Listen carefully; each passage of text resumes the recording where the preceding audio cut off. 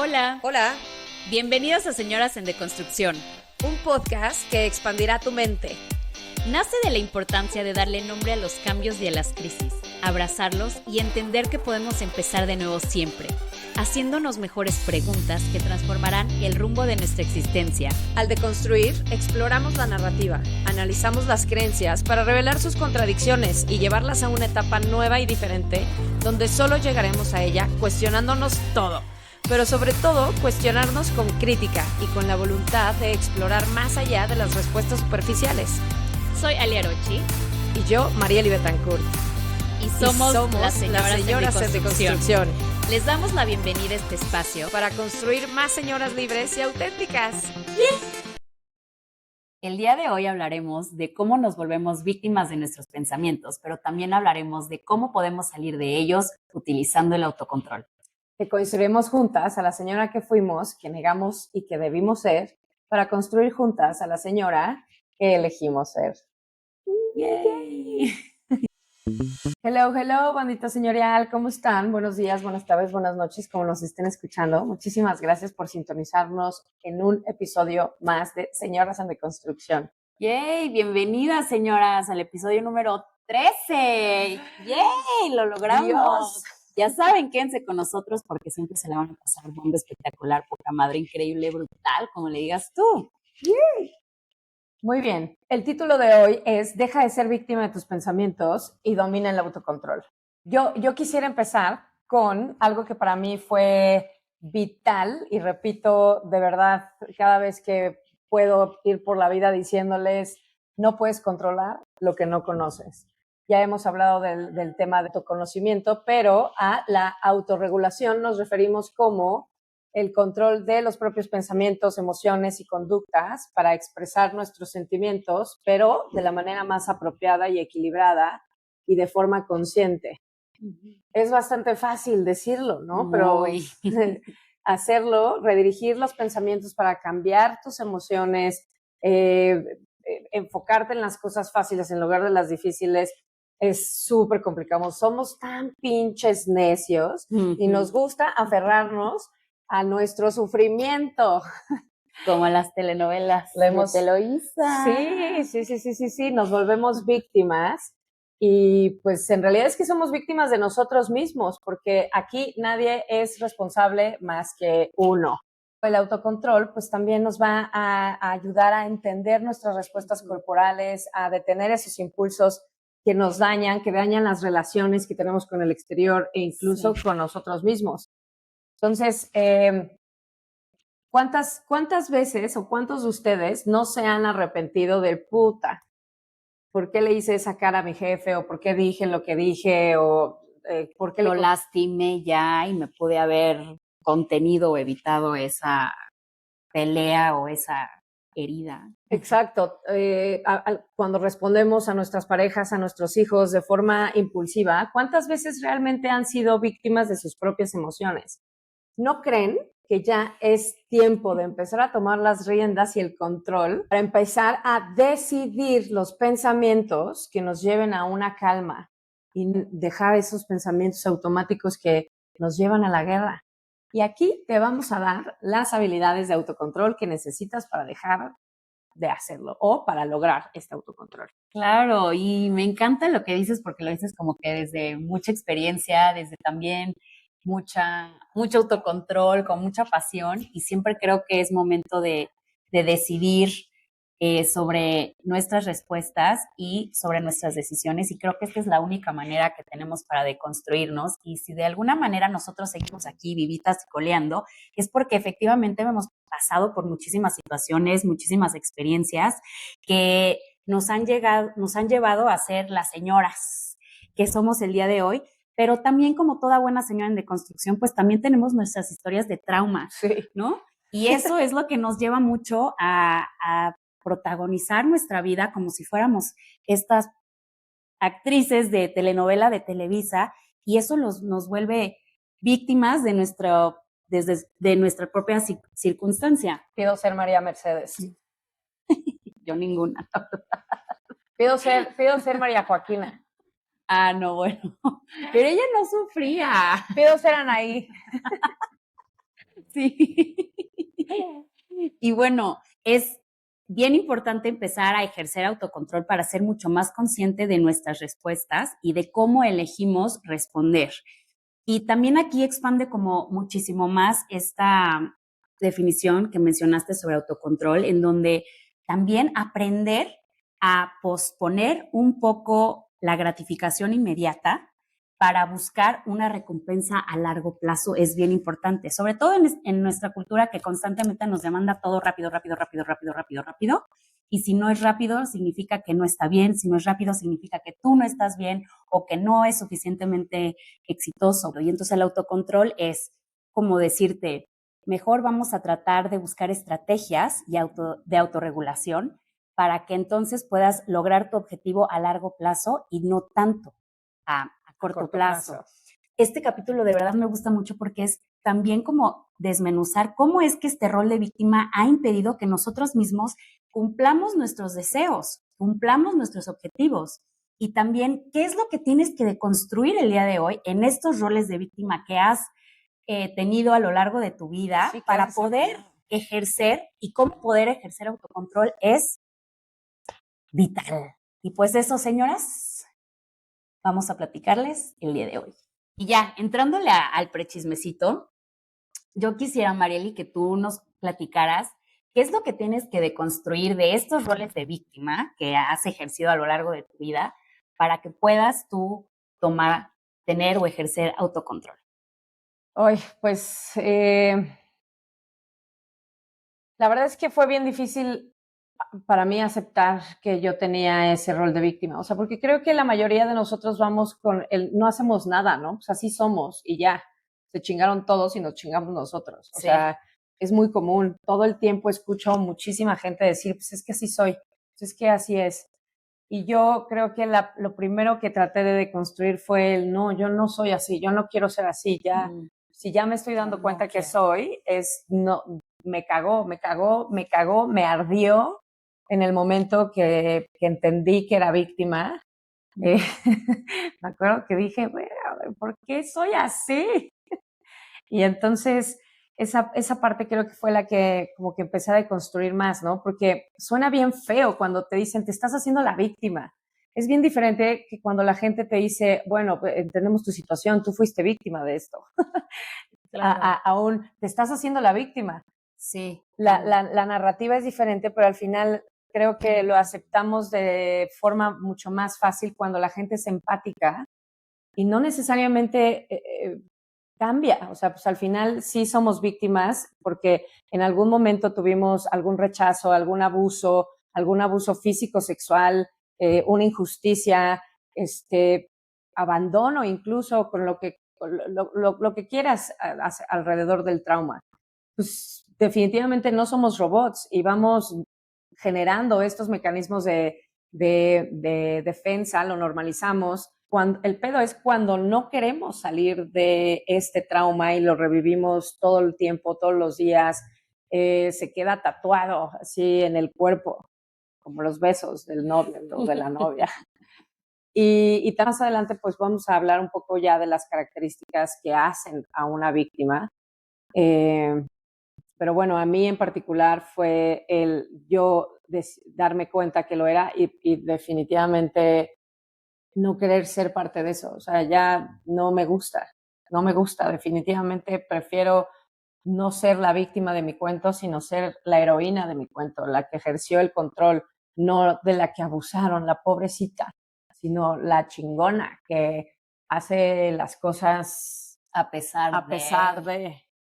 Y aparte lo que me dices es como si primero tienes que decir, darte cuenta que no quieres porque no te lleva a ningún lado padre. No. O sea, te sigue llevando al mismo lugar y entonces tienes los mismos resultados, pero es como este deseo de querer crecer y entonces para tener que crecer primero tengo que asumir el rol que estoy teniendo, que es el de víctima, y entonces ya decir qué es lo que yo quiero. Y ese yo quiero es como esta fuerza de voluntad que te ayudó a salir de ese rol.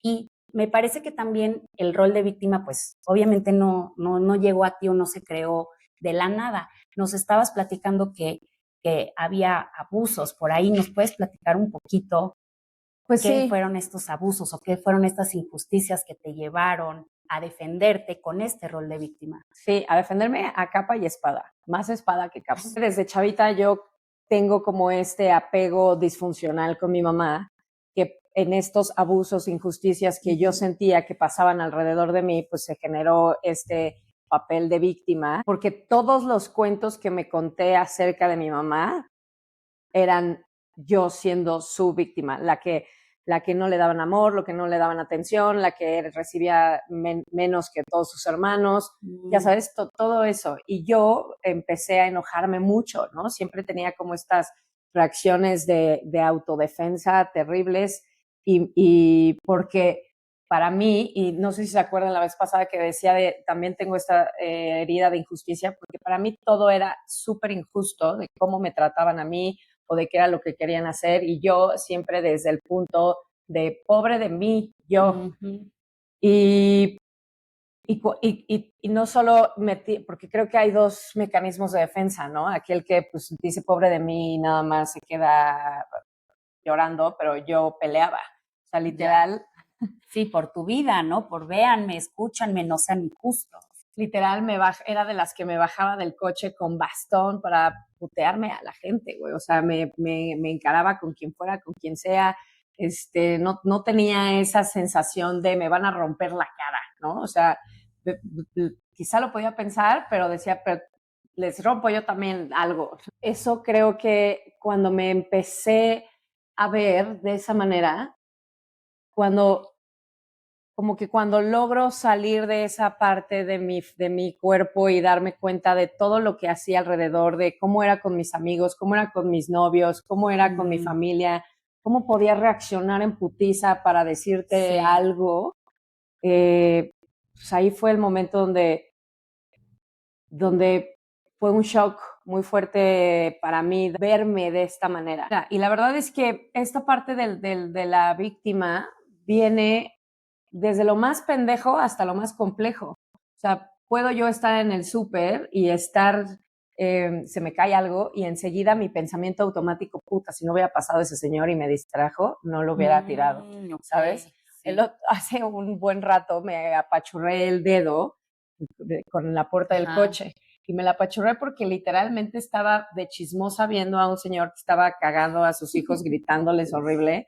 Y entonces me cerré la puerta en el dedo y te lo juro que mi primer sentimiento fue, maldito señor, ya sabes, o sea, ¿por qué? O sea, ¿por qué no hacerme yo responsable de mis actos, de yo estar de chismosa, de yo estar volteando, de yo no estarme fijando? Luego buscaba siempre a quién culpar. Y eso es lo más pendejo, lo más complejo, puta, pues son un chorro de cosas que nunca acabaríamos.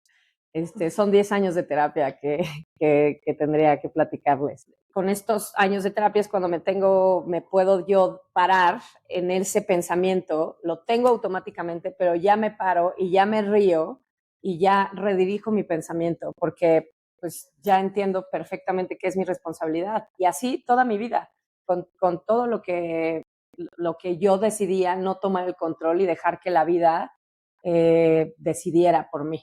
Claro, y entonces es aquí cuando ya empieza como todo tu camino de necesito tener autocontrol y para tener autocontrol pues necesito ayuda y entonces ahí es cuando empezaste tú a ir a terapia, ¿no? Y eso fue lo que te fue ayudando y dar claridad y te fue dando mucha luz para tener conciencia de que actuabas desde un impulso de enojo y eso no te llevaba a nada bueno, ¿no?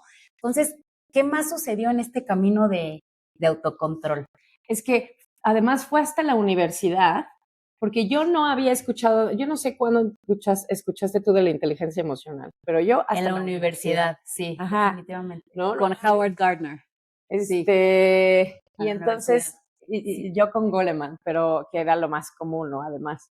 Pero fue hasta este momento que me di cuenta que todo esto pasaba, ya sabes, con mis compañeros, reaccionaba con ellos terrible. Y entonces, cuando descubro la inteligencia emocional, digo, por aquí debe de ser.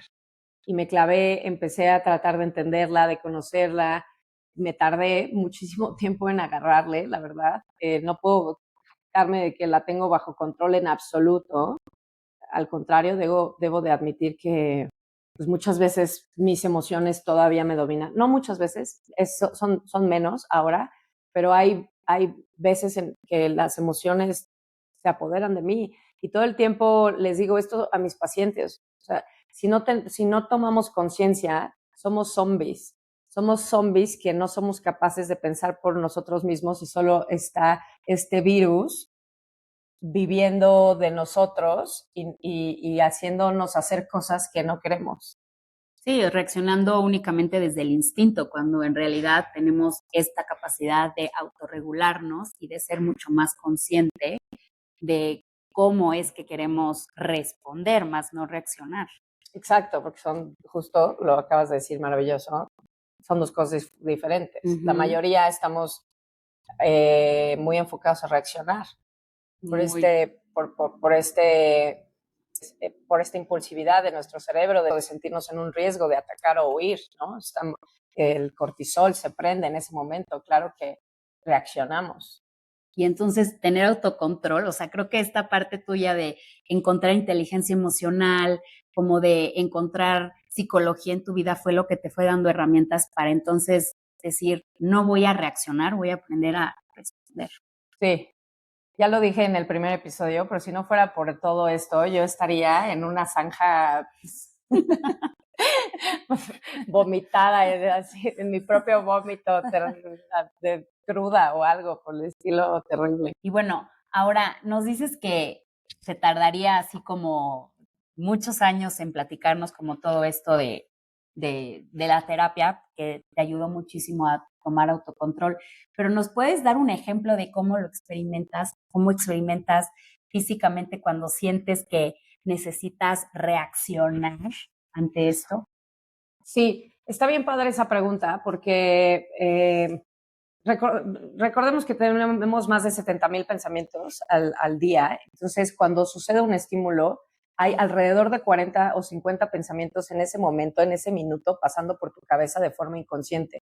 Y si tú no los puedes cachar, pues ya se te quedaron ahí y ya generaron emociones continuas, ¿no? Una cadena de emociones incluso. Cuando yo empiezo a sentir estas emociones, o sea, luego trato hoy de ser muy consciente de mis reacciones físicas como la cara, ¿no? En ese momento se me empieza a calentar la cara así de una forma que ni en un pinche 30 de mayo a 30 grados de Celsius, ya sabes. Y luego el corazón me empieza a latir de una forma que siento que se me va a salir y me impulsa, o sea, este ritmo cardíaco me impulsa a hacer cosas, Ale, te lo juro. O sea, Sí, aquí ya te siento. Si tengo mi celular, así, güey, te lo juro que empiezo a temblar y a contestar un pinche mensaje de o si estoy me impulsa a pararme, ya sabes, siento luego ese impulso de contestar, de pararme, de algo, de hacer algo.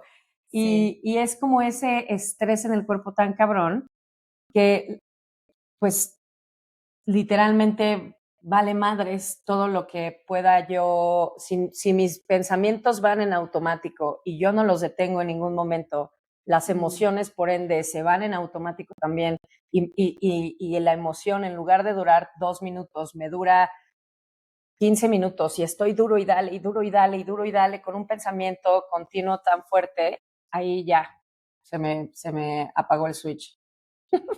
Entonces, literal, ahí es donde cuando no controlas todo esto es cuando sale todo esto y entonces reaccionas de una manera que después te arrepientes o en ese momento no fue, definitivamente no es la correcta, más exacto. adecuada. Ajá. Y por supuesto esto no pasa, ¿no? La mayoría del tiempo siento que estoy como en mi mejor momento y en un momento sano emocionalmente.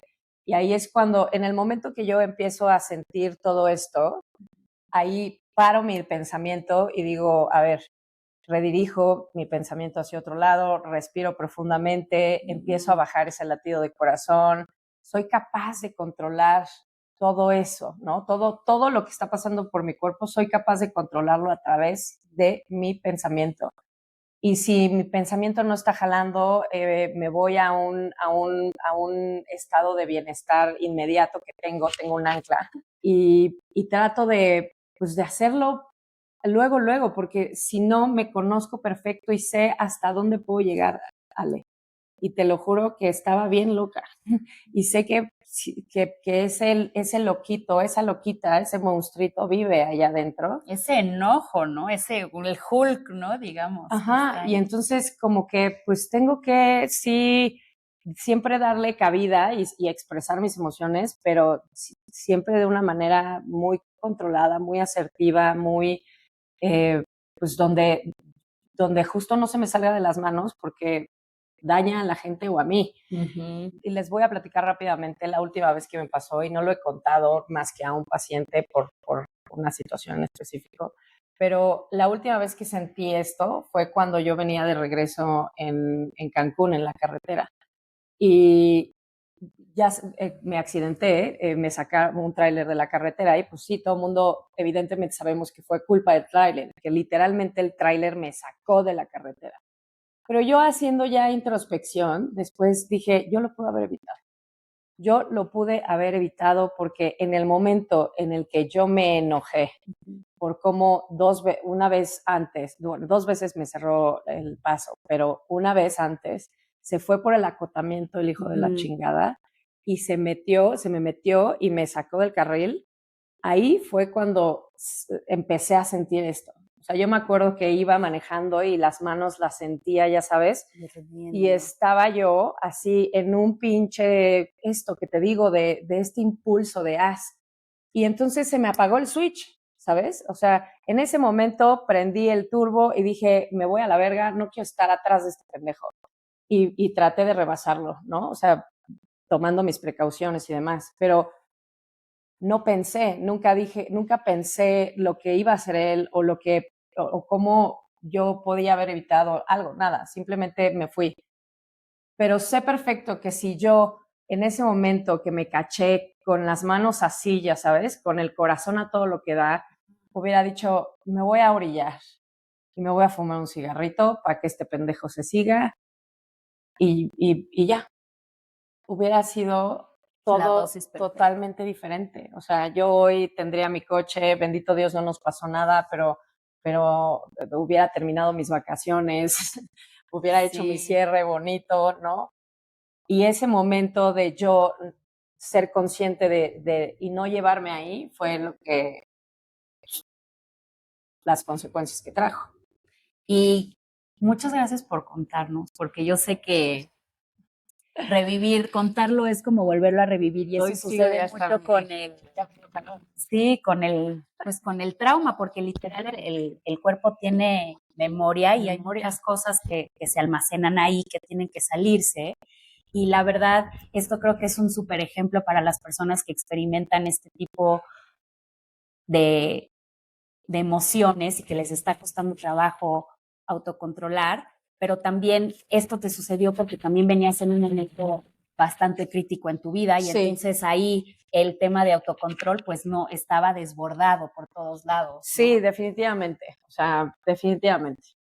Y entonces, pues yo te quiero agradecer por contárnoslos y pues también por decirte que estás aquí y si estás aquí es porque también has hecho un gran trabajo en controlar tus impulsos. Sí. Y por eso el tema el día de hoy, porque creemos que es bien importante que cada uno de nosotros sea responsable, como dice Marily, pues yo ya me estoy haciendo cargo de la regué, la manera en que reaccioné, pero definitivamente ya no me voy a exponer a esos peligros, porque muchas veces al no tener autocontrol, pues te expone a tener este tipo de peligros, ¿no? Por supuesto. Incluso hasta la muerte, yo creo que ahí te hizo como otra vez reencaminarte a decir como tengo que ser consciente de lo que estoy haciendo. Sí, definitivamente. Rapidísimo, el fin de semana pasado, más bien hace 15 días, en un estacionamiento, ya se me iba un señor a los golpes, casi, o sea, como que me empezó a insultar, y luego llegó su esposa, también me empezaron a insultar los dos,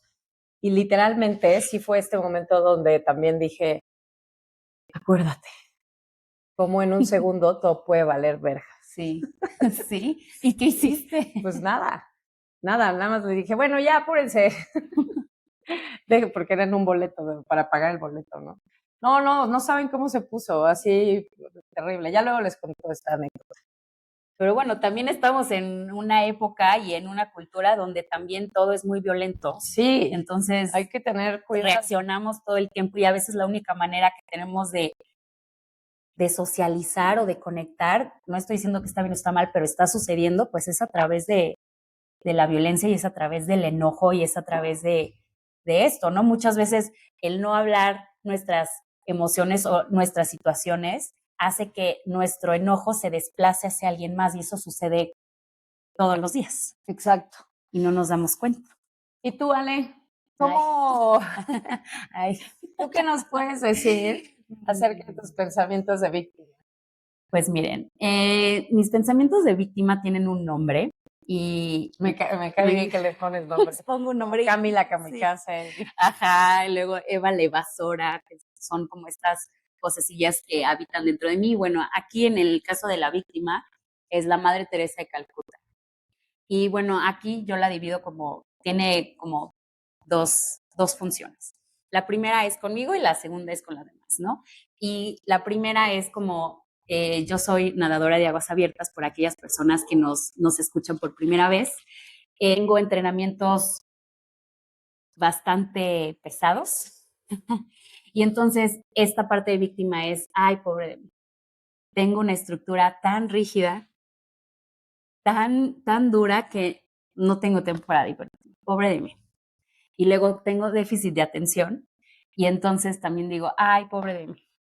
Es que no puedo terminar muchos de mis proyectos porque justo el déficit de atención es como dejarlo a la mitad porque o te aburre y siempre estás buscando novedad y entonces te vas al otro y ya olvidaste que tienes ahí por ahí otro pendiente y así, ¿no? Y entonces digo, ay, pobre de mí, tengo déficit de atención o ay, es que no pude llegar cuando estaba más chavita a niveles más altos, ay, tengo déficit de atención y lo dejé a la mitad.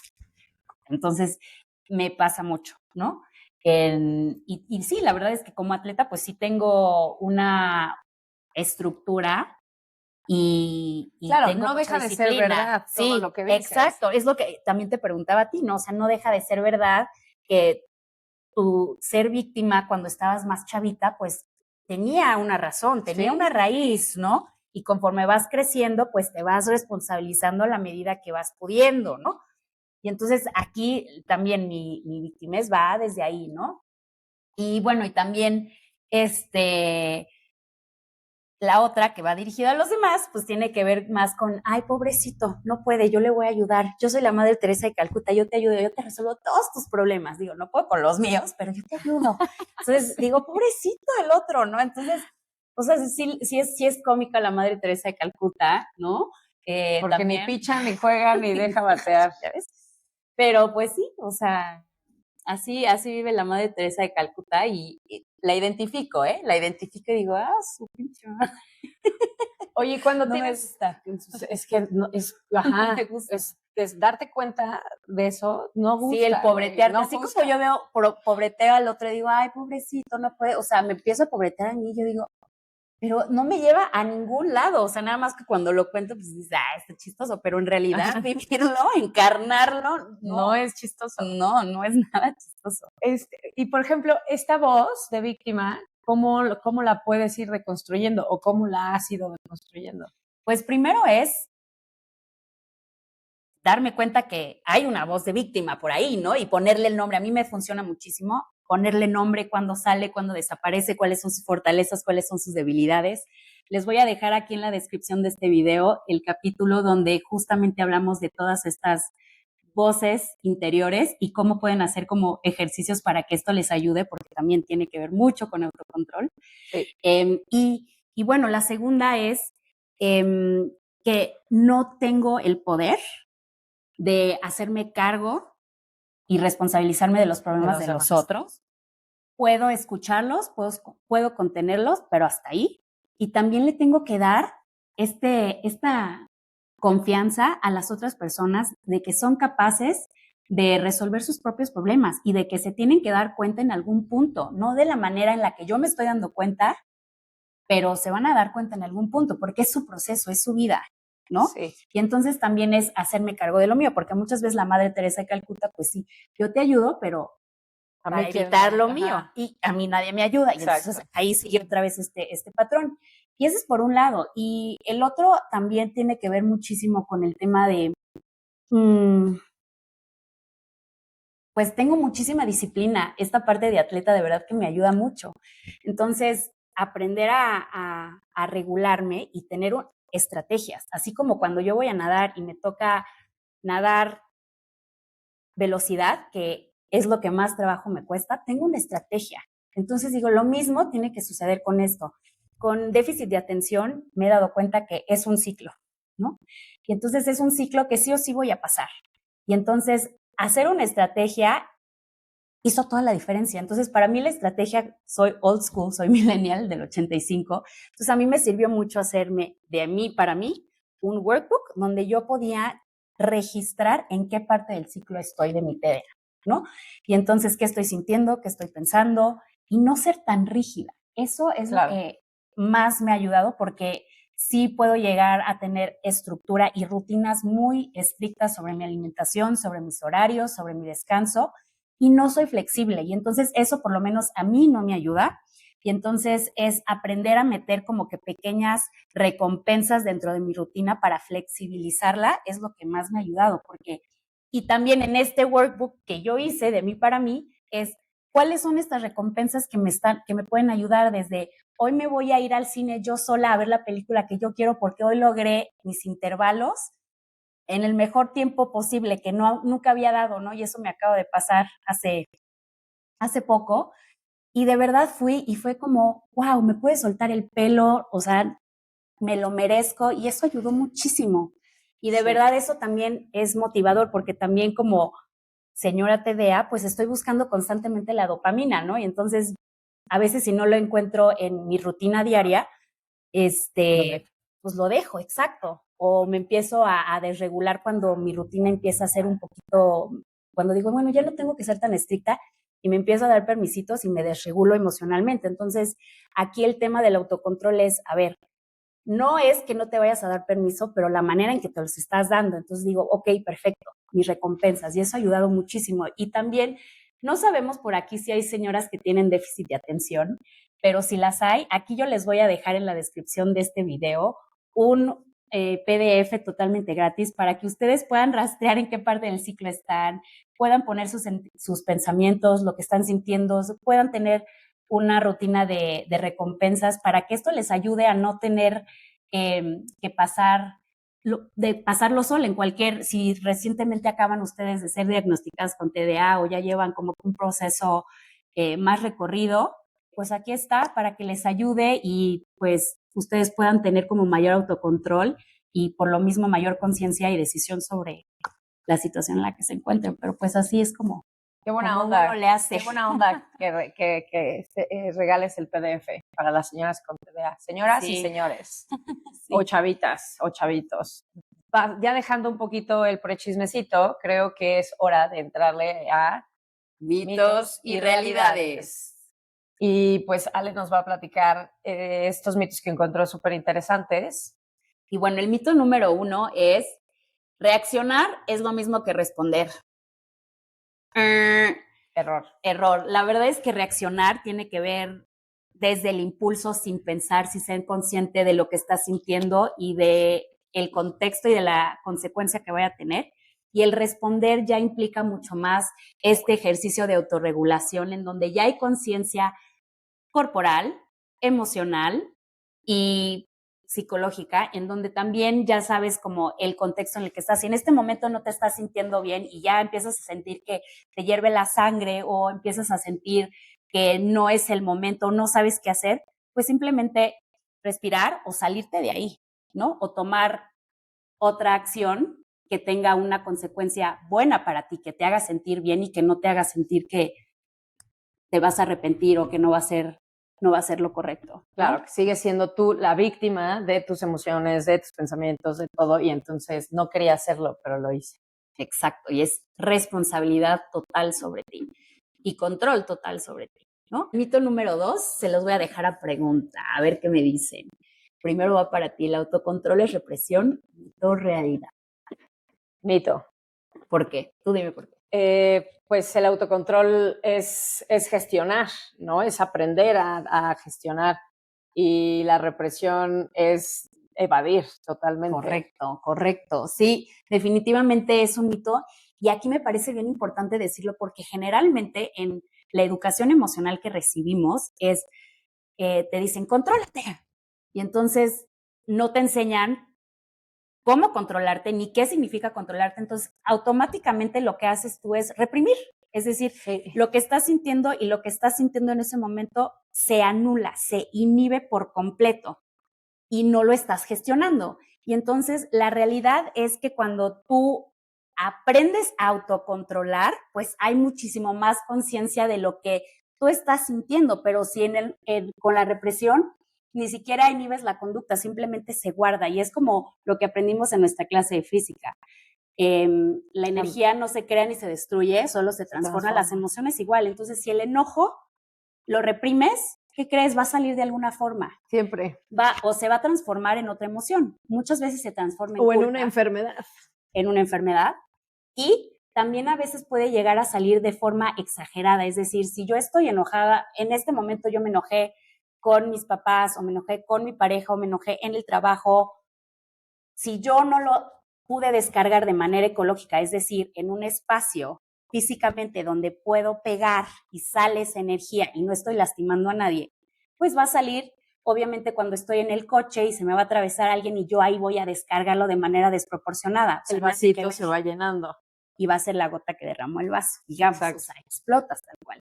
Y el mito número 3 es que todas las personas que adoptan un papel de víctima es porque han sufrido mucho, porque están pasando por una situación muy complicada, porque en general su vida ha sido muy trágica. Y aquí la verdad es que muchas de las personas que adoptan este rol de víctima es con la intención de manipular al otro para no hacerse responsable de sus acciones y decir, bueno, como yo ya sufrí mucho, pues ahora sí, ya que me resuelvan los demás, porque como yo ya sufrí mucho, pues ya me corresponde que los demás me consientan, que me resuelvan y yo no me tengo que hacer responsable de nada porque ya sufrí mucho, ¿no? Sí, yo, o sea, sí, definitivamente, pero difiero en la parte donde le pasa a todo mundo. O sea, sí creo que hay mucha gente que tiene traumas muy complejos, que sí les duele, que sí de verdad, cada vez que están en ese papel de víctima, están reviviendo su dolor y ese trauma en ese momento y no pueden salir de ahí. O sea, se han creado una realidad alrededor de esos momentos y es un loop, ¿no? Sí. Y aunque sí, o sea, pero sucede eso porque a veces es más fácil hacerte pues, la víctima que responsable de lo tuyo, de lo que te toca, del trabajo que tienes que hacer, de no estar dependiendo de nadie o darte a ti lo que tú necesitas, ¿no? Y no lo estar buscando con el otro lado. Sí, definitivamente también esa es una realidad y también desde el enfoque que yo lo estaba diciendo es desde personas que ya tienen como tal una personalidad narcisista, en donde ya saben, ya es un modus vivendi. Eso sí. Y entonces creo que ya manipulan. Acá, como lo estabas contando tú, desde el punto del trauma, en donde realmente se están responsabilizando, pero es un loop bastante complejo, una situación bastante complicada, pues no lo están haciendo con el tema de manipular, pero como lo planteé yo, sí es con esta intención de manipular y de nunca hacerse responsables de nada. Sí, esto qué bueno que lo aclaramos porque sí es muy diferente para la personalidad narcisista, con rasgos narcisistas o ya un trastorno como tal. Y pues bueno, me gustaría pasar a la siguiente sección porque que no lo decimos nosotras, lo dice la ciencia. Primero, ¿qué características presenta este tipo de personas? Pues una persona que sigue victimizándose años después de este evento traumático. ¿Por qué? O sea, de nuevo, La mayoría somos así, ¿eh? La mayoría llevamos esto porque hay una situación cultural también de mucho peso que nos han enseñado a aferrarnos al dolor, al sufrimiento, a la pérdida. Y bueno, el punto número 1 es que las personas con estas características primero hacen una identidad basada en su trauma. Integran este evento traumático a su rol, a su forma de ser, a su personalidad y se convierte en un punto de referencia para definir su vida y sus relaciones. Utilizan frases como todo me pasa porque yo hago las cosas siempre mal o esto lo estoy viviendo todo el tiempo y nadie me pidió, yo no quería venir al mundo a vivir, nadie me dijo, ¿no? O sea, como tengo un ejemplo muy cercano a mí, muy, muy, muy cercano. Mi hermano, eh, que pues literalmente cuando me doy cuenta que es este tipo de persona donde todos sus eventos del pasado los sigue sacando una y otra vez después de 40 y tantos años, se me hace bien fuerte. Judy Herman es una psicóloga que escribe un libro que se llama Trauma y Recuperación. Y ella justo habla de cómo las personas que han pasado por traumas severos graves tienden a definir su identidad en función a este evento y les evita pues llevar una vida plena y funcional, que es lo más triste. El punto número 2 es el mantenimiento del rol de víctima, que asumes un papel ya de indefensión prolongada, ¿no? Creyendo que no tienes el control sobre tu vida o las circunstancias.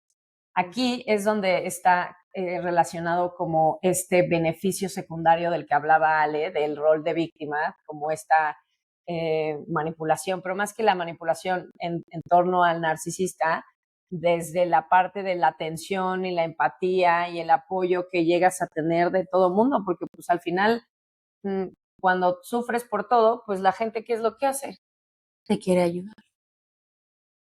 Y también eso sucede mucho con personas que tienen enfermedades. No estoy diciendo que todas las personas que tienen enfermedades adoptan el rol de víctima, pero estoy diciendo que muchas personas que están justo con este rol de víctima se enferman constantemente para recibir toda esta atención que nos platica María. Buscan esta validación constante, ¿no? De su enfermedad o de su evento traumático o lo que sea, y pues ahí se quedan. Sí. Martin Seligman escribió un libro bien padre que se llama Learning Helplessness, que si lo tuviera que traducir sería como desesperanza aprendida. Ajá, ¿no? exacto. Que nadie te puede ayudar, o sea, nadie. Que no hay, tu problema es tan grande que no hay solución, no hay esperanzas. Sí, no mames, está bien fuerte. Sí. Gracias por ayudarme con la traducción.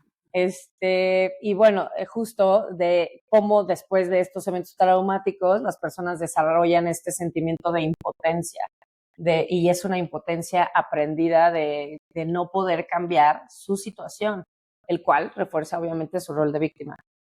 El punto número 3 es rumiación y fijación mental. Me encanta esta palabra de rumiación porque es el sobrepensar, cuando la persona revisita constantemente, obvio de forma mental, todo el evento, buscando más culpables o reviviendo ese dolor emocional. Hasta su narrativa es repetidamente con la misma emoción. Su emoción nunca cambia y te das cuenta que ahí es donde no tiene la intención de resolverla en absoluto, porque siempre la cuenta desde el dolor más profundo. Aquí vayan a ver el episodio de la pérdida, que también hablamos un poquito ahí de la forma en que la gente a veces escoge sufrir. 4 son creencias disfuncionales, que pues la palabra lo dice, son estas ideas negativas generalizadas acerca de ellos mismos y bueno, y del mundo, ¿no? De todo, o sea, de nada bueno puede pasar, la gente siempre me va a hacer daño, no soy capaz de superarlo.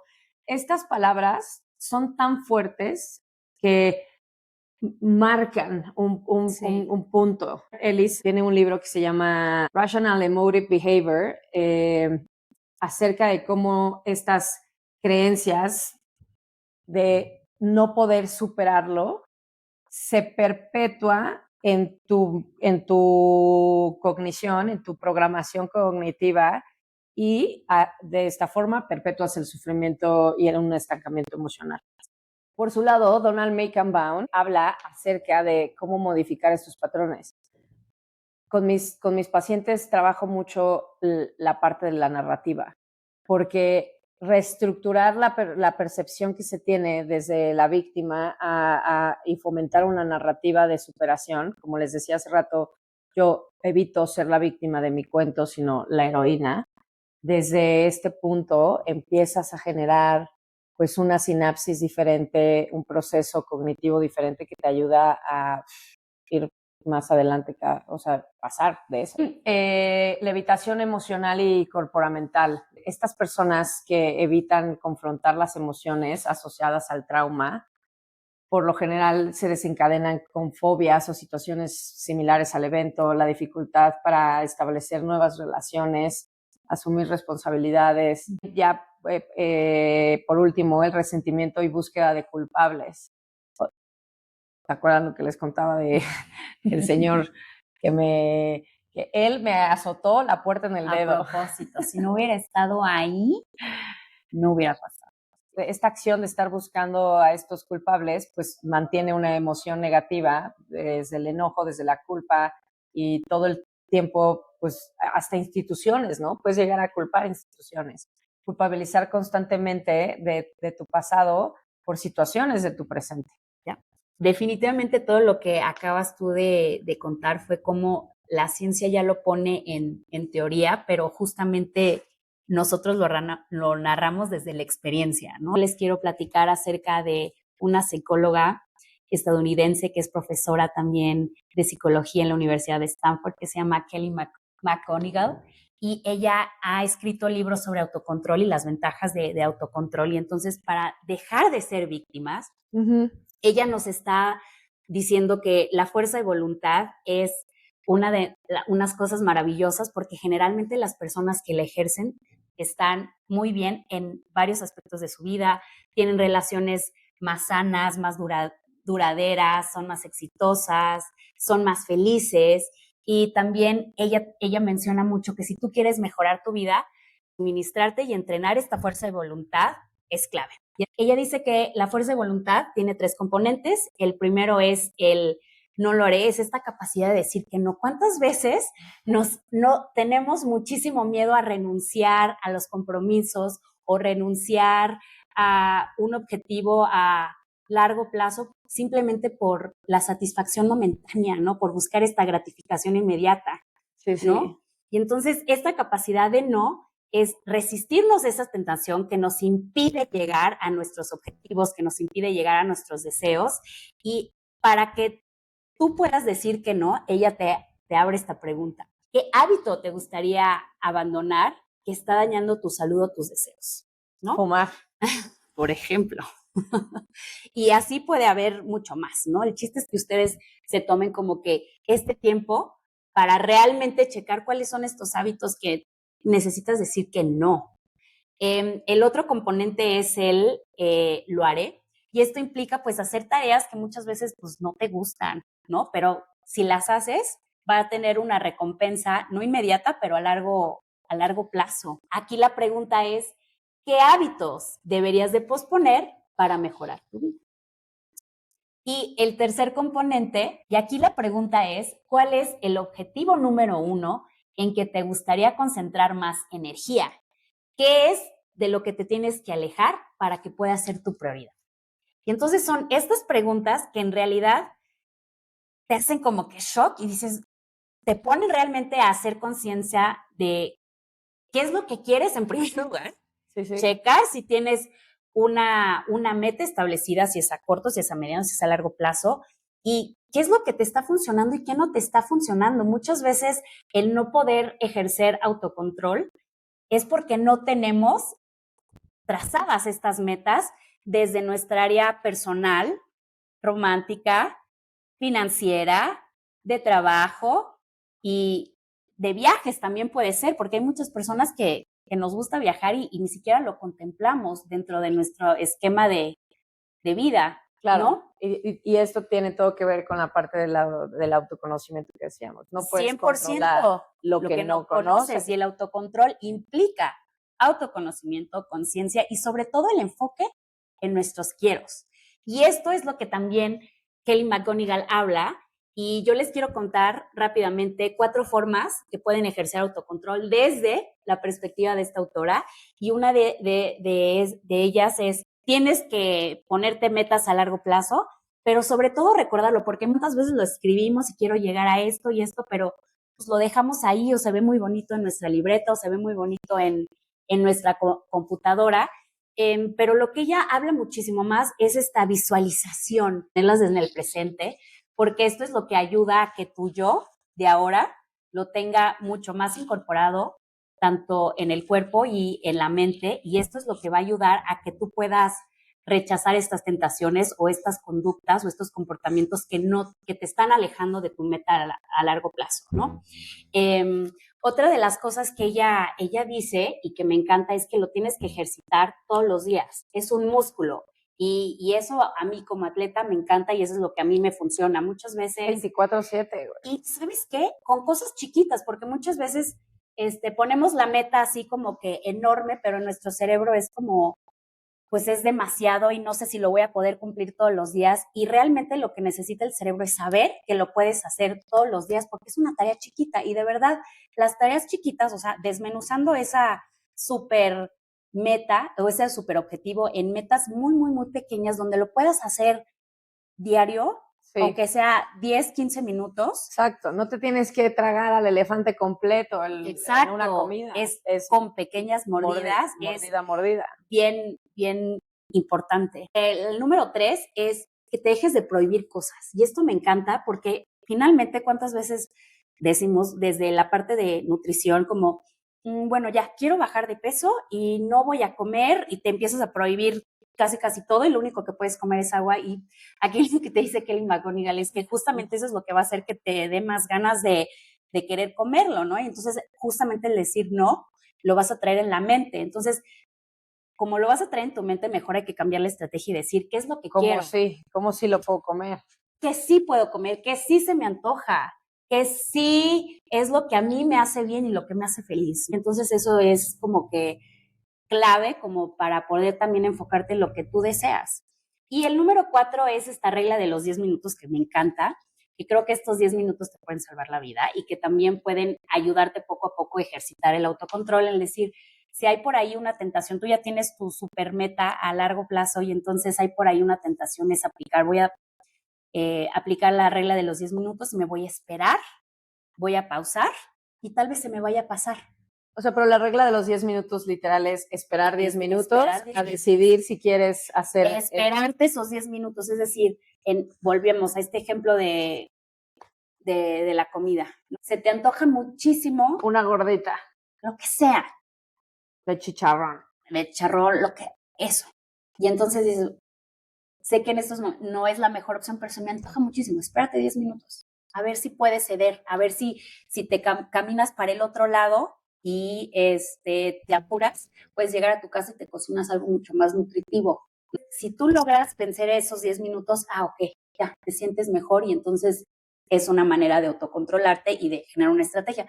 Y lo que te dice es que, bueno, si ya pasaron esos 10 minutos y aún así se te sigue antojando, no te pudiste ir del otro lado y tuviste que pasar enfrente de la gordita de chicharrón, bueno, ya te la comes. Okay. No pasa, pero que la vayas aplicando cada vez que haya por ahí una tentación. Y entonces, esas son esas estrategias que ustedes pueden ir implementando el día de hoy para empezar a ejercer autocontrol y dejar de ser víctimas de sus pensamientos. Pasando al chismecito terapéutico, el objetivo principal de una persona que se identifica como víctima es pues, que logre reconstruir esa narrativa donde puede integrar el evento como parte de su historia sin que esto lo defina por completo. Yo normalmente trato de hacer en terapia y como busco ayudar a la gente con este objetivo que les platico? Bueno, primero, ya les he platicado que yo soy psicóloga biopsicosocial, es decir, nunca me definí, Nunca me definí.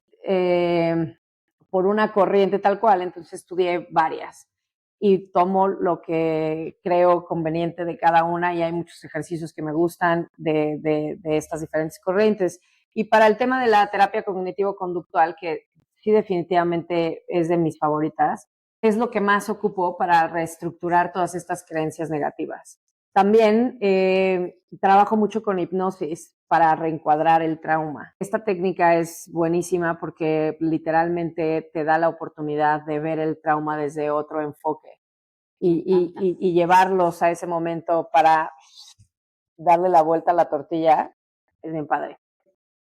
Trabajo mucho con técnicas de resiliencia, que en algún momento ya hablaremos de resiliencia en particular, porque es un tema totototototototota, pero técnicas que ayudan al presente, a estar en el presente. La resiliencia va mucho por ahí de perder el enfoque tanto en el pasado como en el futuro, sino quedarte en el presente, en este mindfulness que te ayuda a hacer un journaling, para romper estos ciclos de victimización donde otra vez tu pensamiento no puede dejar de ver al culpable, de buscar al culpable.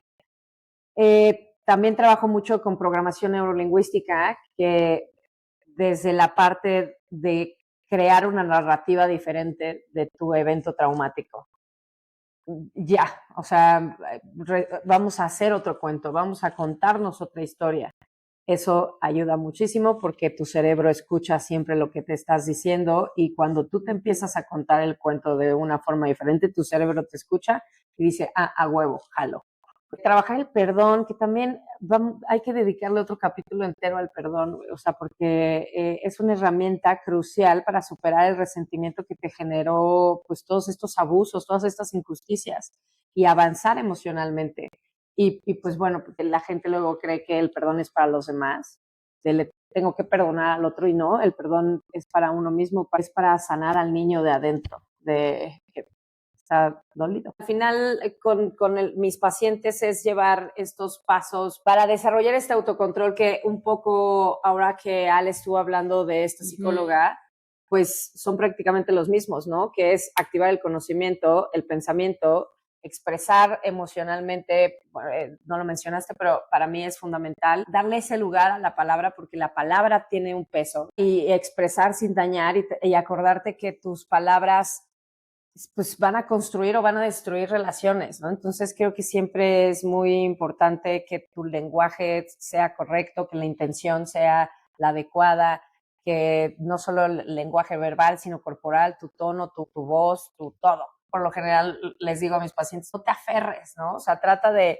liberarte de esas emociones que ya no quieres y tú lo ponías como fuerza de voluntad, que no mames, sin esa fuerza de voluntad de yo ya no quiero esto, ya quiero lo otro, no va a pasar nada. Y hace ratito les decía de generar el estado de bienestar, que también con la parte de hipnosis, más que de hipnosis, de programación neurolingüística, es llevarte a un momento donde tú sabes que ese momento te va a traer paz y alegría y buena onda.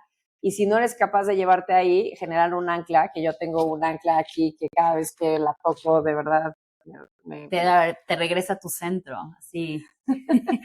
Te regresa a ti. Esta es la cara que me pone siempre que toco aquí, es inevitable. Sí. Está bien padre, esas técnicas son bien chingonas para hacer lo que sea. El otro día se la hice a un jugador de fútbol para estos momentos donde necesita como esa motivación de acordarse que cuando estaba ganando, cuando estaba en el estadio, cuando gritaban su nombre y llevarlo ahí y tener eso en el momento que quiera. Uf, qué súper técnica. Sí, está me bien encanta. padre. Y ahora sí, el último que también hablabas tú, que es la perseverancia, y yo desde el punto de vista donde creo que ahí lo único que nos falla es que tenemos creencias limitantes que no nos dejan porque traemos esto tan inconsciente, tan grabado, que no podemos.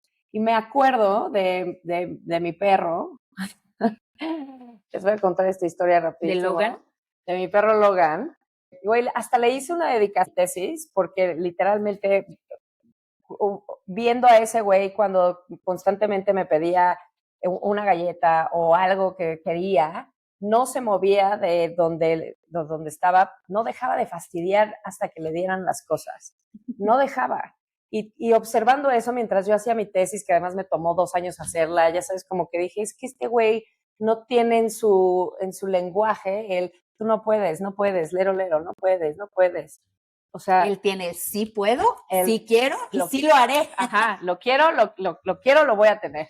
Güey, los animales tienen esta perseverancia. Pues, has visto estos perros que son súper resilientes y súper contentos, no tienen 2 patas, pero ahí van corriendo porque no tienen estas creencias tan fuertes como nosotros y no se cuentan estos cuentos desde el lado víctima, ya sabes, sí, claro. desde, soy un perrito pobrecito, no me puedo mover.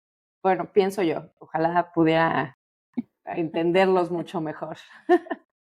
Pero sí, definitivamente yo coincido que la perseverancia es parte del autocontrol, de también saber cómo son tus emociones, cuándo las sientes, cómo las sientes, por qué las sientes es vital y el constantemente renovarte, conocerte y visualizarte. Creo que eso te funciona muchísimo a ti como persona, pero también es algo que tú le transmites a tus pacientes y además que estudiaste todo esto, bueno, pues es un super plus. Entonces ya saben, chicos y chicas señoriales, Si si quieren ustedes terapia, están buscando terapia, Marieli es yo también, pero creo que en este tema como mucho más de autocontrol, Marieli es como mucho más experta. Sí, no, otra vez, no me quiero jactar de sí a huevo, porque creo que nadie lo tiene perfectamente controlado, Oh, sí. pero sí definitivamente o sea, las técnicas que uso son bastante buenas. Bastante eficaces, me encanta. Sí. ¿Qué cerramos, señora en deconstrucción? Bueno, yo les quiero dejar que si el día de hoy ustedes pudieran identificar cómo es su rol de víctima o cómo es su voz de víctima, pues también puedes empezar a tomar autocontrol de lo que tú quieres para alcanzar tus deseos. Y también les quiero recordar que tienen la capacidad de hacerlo y la única manera en que ustedes van a saber que pueden alcanzar sus deseos es haciéndolo. Y también les quiero dejar una pregunta sencilla y poderosa, es ¿qué hábito necesitas eliminar para alcanzar tus deseos? Y ustedes conocen a alguien o a varias personas que tengan fuerza y voluntad, porque eso es lo que los ha llevado a conseguir resultados que ellos o ellas quieren. Júntense más con esas personas, porque esa fuerza y voluntad se contagia. Es verdad. Y entonces es bien importante también rodearnos de personas que ya la ejercen o que ya la tienen más desarrollada que nosotras o nosotros, para que podamos seguir ese ejemplo y entonces sea como que ese impulso, ese booster extra para que ustedes puedan alcanzar sus deseos y para que también puedan mejorar su estilo de vida y se sientan muchísimo más plenos. Creo que eso es bien importante. Y también el que no es actuar lo que sentimos, sino lo que hacemos con lo que sentimos, que es lo que nos va a ayudar muchísimo más a ejercer el autocontrol y dejar de ser víctimas. Así es. Y pues bueno, yo lo único que con lo que quiero cerrar es, como ya lo dije, y se los tengo que repetir una y otra vez, porque creo que si no los estaríamos engañando. Tener autocontrol no es nada fácil, es de las cosas más difíciles que hay y más tardadas, de procesos largos. Puede tardar 1 año o puede tardar 10 años en poder dominarse por completo. Y es un trabajo que requiere un análisis, mucho análisis, mucha reflexión, sí. Además muchísima asertividad, la voluntad que hablábamos de no aferrarse a las cosas, constancia, un trabajo 24/7 y una conciencia continua de tus pensamientos para saber cuáles funcionan, cuáles no. Y no es mágico, no hay nada mágico en el proceso. Entonces, si van a empezar un proceso así, tengan muchísima paciencia, tengan mucha autocompasión. Espero les haya gustado este capítulo, este episodio. Háganoslo saber. Suscríbanse, si les gustó, suscríbanse, pónganos un comentario, piquen la campanita. Ya les dije, no somos robots, también necesitamos esa interacción, esa motivación de saber qué están pensando, qué pasa por sus cabecillas. Y bueno, también yo espero que les haya sumado, que les haya divertido, que se hayan identificado con nosotros y que también sepan que no están solas. Todas siempre estamos en este proceso de construcción y de construcción. Y nos vemos hasta la siguiente. Buenas tardes, buenas noches o buenos días, como nos estén viendo. Bye. Beso. ¡Oh, no! Y cuando tú te estés visualizando constantemente todos los días,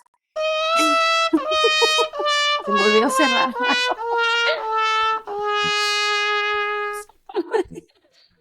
Ya me llegó al pantalón.